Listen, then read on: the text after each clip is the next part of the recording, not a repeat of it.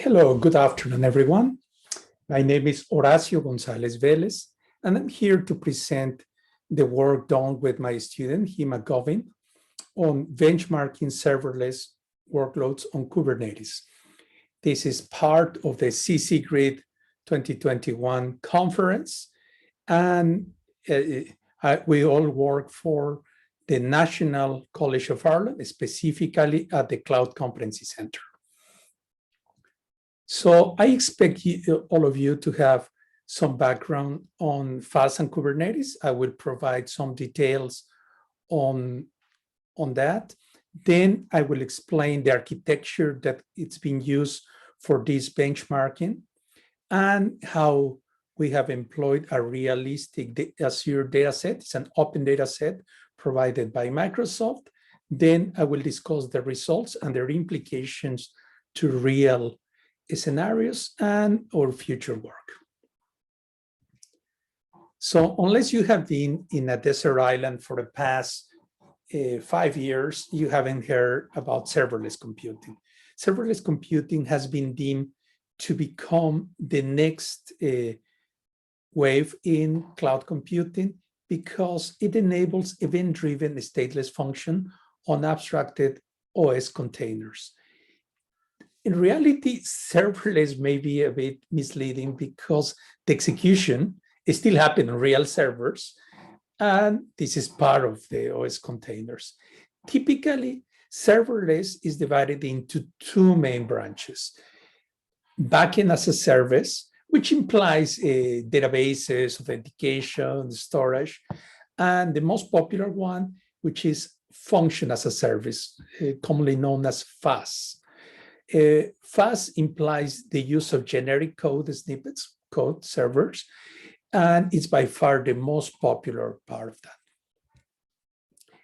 If we look at the analysts, this is the Gartner's Hype Cycle for Computing Infrastructure for 2020. It was released in July 2020, and you can tell that serverless infrastructures are well beyond the peak of inflated expectations, and now they have started to catch up. We will expect to be mainstream within the next 3 to 5 years, and therefore it should be of interest to the general community. Okay, so FAS specifically executes the business logic on demand. Okay, and basically the unit of deployment, for a better term, is a cloud function, okay? And the important part is it's always triggered by events, such as HTTP requests, messages in a queue, timers, and the like. And the most interesting thing to final users is that they pay only for the resources used, okay? So, of course, there are many use cases of FAS. So typically, the most common one is auto-scaling of websites and APIs, but also it's used in streaming, in image and video manipulation, in data processing, either for batch DL or the like, chatbots, IoTs, and a number of other applications. Okay, so when we embarked into this work, we started first by checking what it's been done, as usual.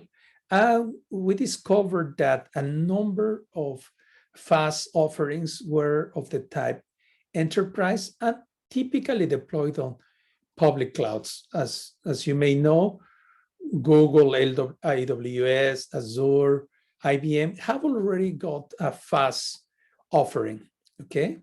There are some other options on open source that are executed on premise or on public clouds, okay?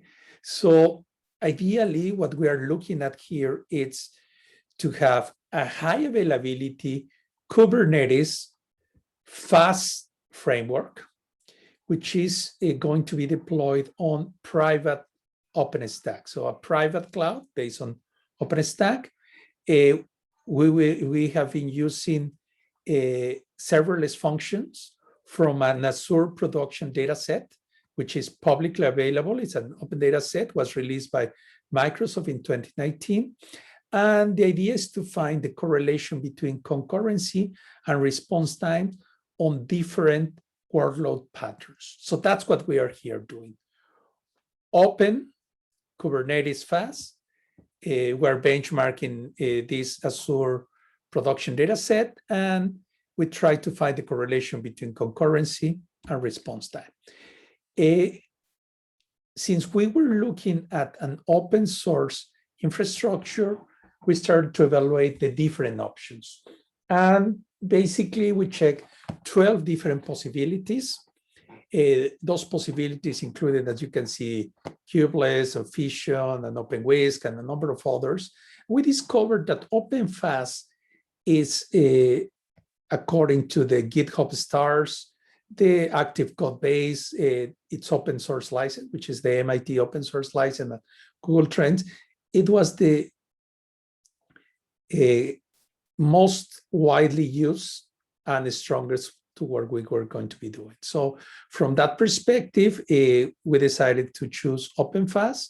At the time of writing the paper, it had 19,000 GitHub stars. The last release date that we've been using was done on the 10th of December, 2020. Typically, you can see 1 to 6 code commits per week. It's got 72 in terms of Google Trends, and it's got a very important detailed roadmap to future. Okay, so this is the architecture that we have. Okay, so the idea was to have a number of worker nodes, okay, specifically in this case, 3 worker nodes that connected to a work load balancer on the internet. And we had, again, 3 different master nodes with a backend with etc. Okay, so basically the idea was to trigger functions via HTTP requests that were going to be balanced at the front end and managed by the master node. So this was a Kubernetes cluster topology. Very important. We use a Raft consensus. Raft, as you may know, extends the standard work by Castro and Lishkov.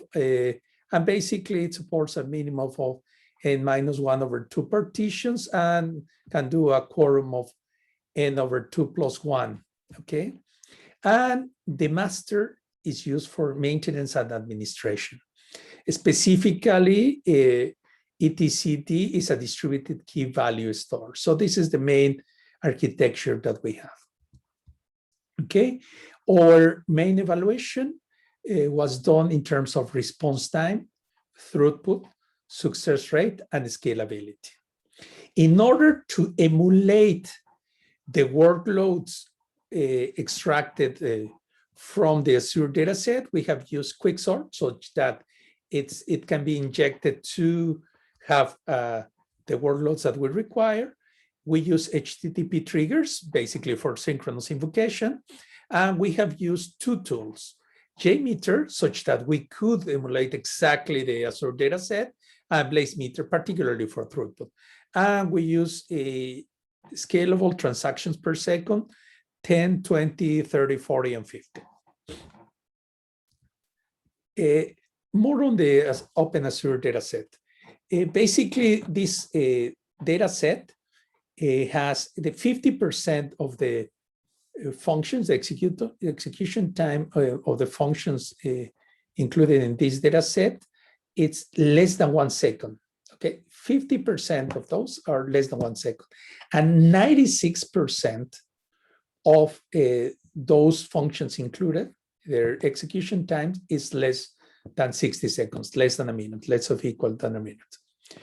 Another important selling feature of the data set is that the applications, 50% of the application memory is less or equal than 170 megabytes, and 90% use less than 400 megabytes in terms of memory, okay?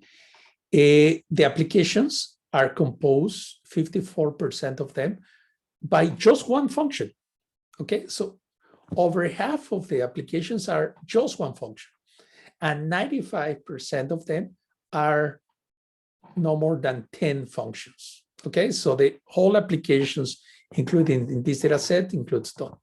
Okay, 80%, 81% of the invocations to those applications are at most 1 per minute.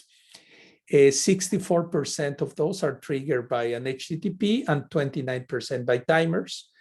And more interesting to the characterization of the workload is that it doesn't follow a Poisson arrival, right?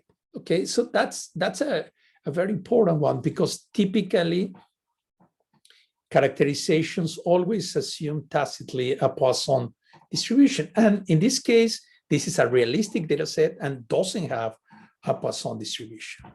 Okay, so just to give you an example, we have scaled down the different workloads. In this case, this is the 30. So specifically transactions per second of this scaled down workload. Basically, we're divided by the factor, will be 93.66 for 10 and 2018. So you can see the all the developments in the paper itself. So the samples are 5 in peak workload. The ramp up time is 10 minutes. The ramp down time is 10 minutes as well. We test over 5 minutes. The total test duration is 25 minutes. And we have time gaps between the load variations of 1 minute and 1,500 users. We have typically 3 types of workloads. Here are specifically explained and discussed. And from that perspective, the results that we see for this, or the 3 types of the workloads, are spiky, growing, and flat. And as part of that, we have 3 series of each of those. Specifically on the left here, we can see the results for the concurrency series 1, 2, and 3. And of course, this is results. Apologies for the typo here. And more interesting is that to see that despite the fact that certain series can be very successful, that means the success rate is, in spite of the expected throughput, it's 100%. As soon as we start increasing the throughput, a number of functions per unit of time, of course, the success rate decreases. Okay, so it's not that surprising, but it's interesting that the more we have that, it can support that. And of course, we have, in addition to the spiky workload, we also have the float and the growing workload. So potentially, and of particular interest is spiky because it can effectively illustrate how important this is to the overall part. Okay, so the implications in terms of auto-scaling, of course, we're presenting here for spiky, and these are for 3 different scenarios with different number of users. The first bar is for 218 users, okay? And the lower the bars, the better, because in the y-axis we have response time. So in the x-axis are the number of function replicas. And as you can tell, pretty much once we have a decent number of replicas, the response times tend to behave primarily the same, except when there are no replicas for 93 users. On the other hand, the success rates start increasing once we increase the number of replicas, and specifically that holds for the larger number of users, which is what we would expect. So as soon as we have more replicas of the function, the success rate starts increasing. So in this case, on the left, we want to have lower bars because it's response times. On the right one, we want to have longer bars, or larger bars, because we want to have higher success rates. And of course, we cannot have more than 100% in terms of success rates. Okay. Then we will see the analysis for concurrency. Okay. So again, for 70, 93, and 218 users, the response time, again, we want to have shorter bars. For 70 users, of course, we have shorter times. And these are for 1, 5, and 100 replicas. Then we see a spike, a clear spike for 1 replica for 93 users. And again, it's okay once we start increasing the number of replicas, and pretty much holds okay for 218 users. So the response time, they don't see much of an issue. So these are milliseconds. So this is about 10 seconds in all. And again, we're seeing here the success rate. The top bar will be 100%. And of course, we want to be as close to 100% as possible. And as expected, once we start increasing the concurrency, the number of users, the success rates tend to suffer the more we have users. Okay, and probably this is the summary of the overall work, because here what we have is that overall we are looking at an important part. So we have the solid curve is the flat workload. The next one, the dotted line, the solid dotted line is the spiky, and the third one is the growing workload. And the interesting part of this one is that from that perspective, if we were to have a baseline, which is the service level agreement, the SLA at 100 milliseconds, we start to see that once we surpass between 70 to 90 users, then the response times start increasing. Okay, so we cannot meet the baseline SLA of 100 milliseconds. And this is very important because most function as a service, most fast environments will expect to have that baseline. Okay, so from that perspective, what we are looking at is in between 70 to 90 concurrent users get acceptable performance. Beyond that, our Kubernetes cluster need to be scaled either up, larger instances, or out, more of them. Otherwise, there is no possible way of meeting up the quality of service and the SLA. In terms of what we've been doing is that clearly this is this work is dipping our toes into having a benchmark of serverless, which has been done on open source environments, specifically on OpenFast, that is starting to show how scalability behaves for real workloads, rather than saying, assuming the traditional workload that behaves at a pause on arrival rate. We actually have used the Azure real scenario. We emulated basically with some load generators, and then we have checked that. So we have started to see that correlation, and from that perspective, the future work we want to see how it scales for larger tests with longer time frames. And of course, we would like to see that since pretty much function as a service, it's embarrassingly parallel. There are functions and they have more interaction. If we can actually fit it into a DLT, divisible load theory, and potentially start using patterns, that the structural parallelism will look at that. So that's pretty much the presentation for today. I'd like to thank you for your time and attention. And this is the presentation for benchmark serverless workloads on Kubernetes. The paper is by Hima Govin and Horacio Gonzalez Velez. Thank you, and have a great day today.